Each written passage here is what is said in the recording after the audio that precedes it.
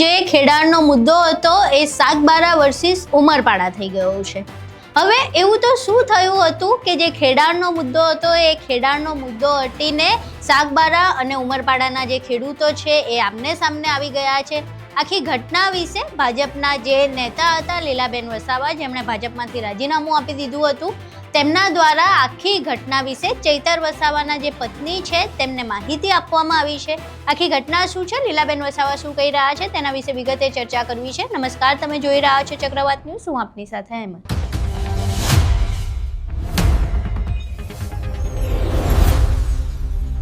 સાગબારાનો ખેડાણનો મુદ્દો છેલ્લા ઘણા સમયથી ચાલી રહ્યો છે। મુદ્દો એવો છે કે જે સાગબારાના ખેડૂતો છે એ ખેડાણ કરતા હતા, તેમને અચાનક વનકર્મીઓ અને પોલીસ અધિકારીઓ દ્વારા રોકવામાં આવ્યા। જે ખેડૂતો છે, આદિવાસી ખેડૂતોનું એવું કહેવું છે કે અમે 20 વર્ષથી અહીંયા ખેડાણ કરીએ છીએ, એટલે આ અમને ખોટી રીતે રોકવામાં આવ્યા છે। હવે આ સમગ્ર મામલે જે ભાજપના નેતાઓ છે તે ધરણા પર બેઠા છે, આ મામલે વિરોધ કરી રહ્યા છે। એમાં ભાજપના નેતા લીલાબેન વસાવા હોય કે પછી સાંસદ મનસુખ વસાવા હોય કે પછી દર્શનાબેન દેશમુખ હોય, આ તમામ લોકો આ મામલે વિરોધ કરી રહ્યા છે। હવે આખી ઘટનાને લઈને આમ આદમી પાર્ટીના નેતાઓ તેમજ ચૈતર વસાવાના પત્ની સાગબારા પહોંચ્યા હતા અને તેમણે આ આખી ઘટના શું છે તેના વિશે જાણવાનો પ્રયાસ કર્યો હતો। ત્યારે ભાજપમાંથી જેમણે રાજીનામું આપ્યું છે એવા લીલાબેન વસાવાએ આખી ઘટના વિશે માહિતી આપી હતી અને શા માટે આ મુદ્દો સાગબારા વર્સિસ ઉમરપાડા થયો, એવું તો શું થયું હતું જેના કારણે બંને ગામના આદિવાસી ખેડૂતો આમને સામને આવી ગયા છે, તેના વિશે વાત કરી છે। અહીં સાંભળો લીલાબેન વસાવા શું કહી રહ્યા છે।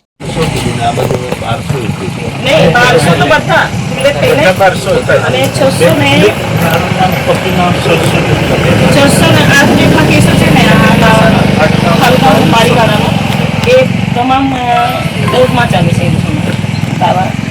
કોર્ટમાં આ લોકોને સનદો બી ત્યાંથી મળી છે। હવે એ લોકોનું એક થોડું ઇસ્યુ થઈ ગયેલું, મારામારી થઈ ગયેલી। આ લોકો માર ખાવા જેવા જ છે, મારા અંબરની પીવ્યા હતા એ લોકોને, બાકી ભગાડી ઠોક્યા હતા એટલા માટે કે આ લોકોના બિચારાઓના ઘરો બન્યા ને ભાઈ, કેટલાક ઘરો તોડી ગયેલા, પોતે તોડી ગયેલા દાદા, 250-300 ઘરો તોડી ગયા। ઉમરપાડાવાળા ખેડૂતો ઘરો તોડી ગયા, મરઘા લઈ ગયા છે, ખાટલા નહીં રહેવા દીધા, અનાજ બી નહીં રહેવા દીધા। 2024 ની વાત છે, આવું કર્યું અને 25માં આ લોકોને સજા બી કરી, જેલમાં બી ગયા એ લોકો બિચારા, બહેનો બી ગયા છે। હવે માર્યા આ લોકોએ અને આ લોકોને કેમ માર્યા થોડા અને વધારે જ મારવા જતા હતા। એનો એક ભાઈ હતો, એટલે મતલબ લડાઈ ઝઘડો ઘર્ષણ ચાલે છે। આ બધું ઘર તોડી જાય, મકાનો તોડી જાય તો પછી કોણ ના બોલે, લેડીઝ બી બોલે છે અને જેન્ટ્સ બી બોલશે। તો આ ઘર્ષણમાં આ લોકો આમ ઘર્ષણ ચાલે છે, પાછળ કોઈ એમનો અહીંયા જ છે એક ભાઈ, એમના જ ઘરવાળાને બિચારાને મોઢું બાંધી દીધું, ઉચકી લઈ ગયા સાઈડ પર, આ ફોરેસ્ટ એરિયો, મોઢું બાંધી દીધું, હાથ પગ બાંધી દીધા અને ગાડીમાં નાખી દીધો ડીકીમાં। હવે એની વાઈફે જોઈ નહીં કાઢી હોય તો એને ક્યાં ફેંકી હતા?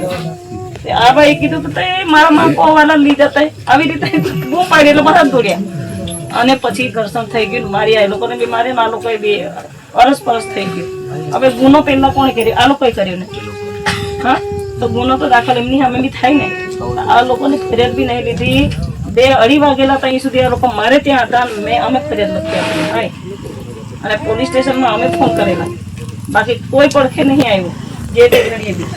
તો એ લોકોને ગુનેગાર બનાવી દેવામાં આવે, જેલ ભેગા કરી દેવામાં આવે। હવે જેમ તેમ હવે દર મહિને છે ને હાજરી ભરવા જાય, એક બનાવ એવો બનેલો અને તે બનાવ બી એ લોકોના વિસ્તારમાં થયેલો, વડગામના વિસ્તારમાં જ થયેલો। એ જંગલ જે એવું કહે છે કે આ લોકો ખેડે છે, પણ આ જે બનાવ એવો બની ગયો ને તે વડગામના એરિયામાં જ થયો હતો।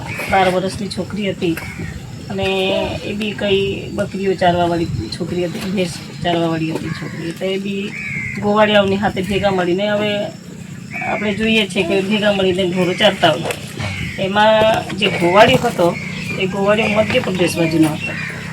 હવે એ બી ક્યાંનો છે કે પછી ક્યાંનો છે એ બી એ લોકોને બી ખબર નથી અને સાગબારાવાળાને તો બિલકુલ બી ખબર નથી કે ગોવાળિયો હતો ક્યાંનો, અને એણે કઈ આ બધું જે દુષ્કર્મ કર્યો ને પછી છોકરીને મારી નાખી ને દાટી દીધી ને એવું બધું થયું હતું।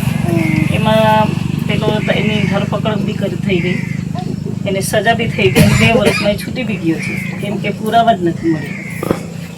જે કંઈક થોડા ખાસા દિવસ થઈ ગયા એટલે એ છોકરીના જે વિશેરામાં બી એવું આવ્યું નથી, એટલે પછી એ છૂટી ગયો છે. તો આપણને તો દુઃખની વાત છે, છૂટવો જ નહોતો જોઈતો, એને તો ફાંસી જ થવી જોઈતી હતી.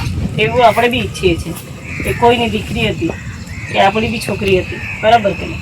તો આપણે તો એમાં માનીએ જ છીએ કે ભાઈ એને સજા થવી જ જોઈએ. હજુ બી એને છોડી મૂક્યો છે તો બી આપણને બી દુઃખ થાય છે કે ભાઈ નહીં, એને સજા હજુ બી થવી જોઈએ.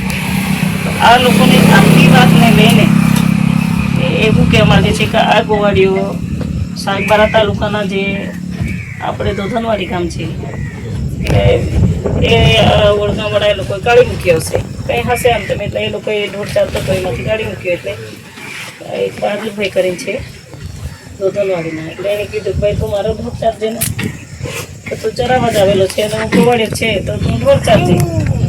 એટલે એને ત્યાં ઢોર ચારવા માટે એને રાખી લીધો, પણ એ ગામમાં નહોતો, એ જ એરિયામાં ઘર હતું, ખેતરમાં જ ઘર હતું ને ત્યાં ઢોર ઢાકર બાંધતા હતા, અને ત્યાં જઈને ખાવાનું પહોંચે, આ તે બધું ત્યાં જ પહોંચતું હતું. હવે બનાવ એવો બની ગયો હશે તે બી બહાદુરભાઈને ખબર નહીં, બની ગયો છે. એના પછી એ ભાઈ ત્યાં ભાગ્યો, જે એના ઢોર ઢાકર ચાલતો હતો એટલે ત્યાં ભાગ્યો. એટલે હવે બહાદુરભાઈને એવી થોડી ખબર હોય કે આ કરીને આવ્યો છે આ બધું. જ્યારે પોલીસ આવી ગઈ છે ત્યાં સુધી કહેતો જ નહીં કે મારાથી આ થઈ ગયું છે. એટલે પોલીસ એમને બી લઈ ગઈ અને બહાદુરભાઈને બી લઈ ગઈ. બહાદુરભાઈ કીધું તમે જાણતો જ નથી, આ ગોવાળીઓ જંગલમાં જ રહેતો હતો, એટલું જ ખબર છે કે મારા ઢોરો ચાલતો હતો. પછી એમને બી જામીન પર ને છોડ્યા, પછી એમને તો જેલ ભેગો કરી દીધો. હવે કોર્ટે એને સજા આપી દીધી છે. હવે એ બાને પછી એ જ મેટરને લઈને પછી આ સાગબારાના તમામ 12 ગામના લોકોને, આ લોકો અહીંના લોકો જે સ્થાનિક આગેવાનો છે તે લોકોને એવું કહેવાનું છે કે ભાઈ સાગબારામાં જે રહેતો હતો માણસ એ દુષ્કર્મી છે ને બધાને દુષ્કર્મી ગણ્યા છે કે આ લોકોને અમે જમીન નહીં કરવાની. હવે એવા કિસ્સાઓ તો બનતા રહી છે, ભાઈ આપણે જોઈએ છીએ કે બરાબર નહીં બનવા જોઈએ પણ બની જાય છે. તેમાં આગેવાનો શું કરે, ખેડૂતો શું કરે, થવા કારણ થઈ ગયું છે. અને તે આપણો માણસ હતો ને, સાગબારાનો તો હતો જ નહીં, તો સાગબારાવાળાને ખેડૂતોને કેમ સજા? અહીં તમે લીલાબેન વસાવાને સાંભળ્યા. હવે ચૈતર વસાવા જે મામલે અત્યારે જેલમાં છે એ મામલાની શરૂઆત પણ ખેડાણના મુદ્દે થઈ હતી અને અત્યારે પણ ફરી પાછો ખેડાણના મુદ્દે જ બબાલ ચાલી રહી છે.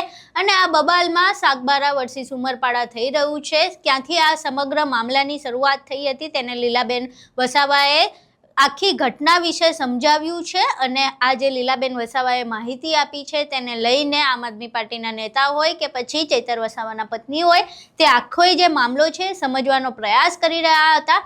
અહીં તમે આખી ઘટના જોઈ, લીલાબેન વસાવાએ શું કહ્યું તે પણ સાંભળ્યું. હવે આખી ઘટનાને લઈને તમારું શું માનવું છે? તમારા મંતવ્યો અમને કોમેન્ટ બોક્સમાં જરૂર જણાવજો.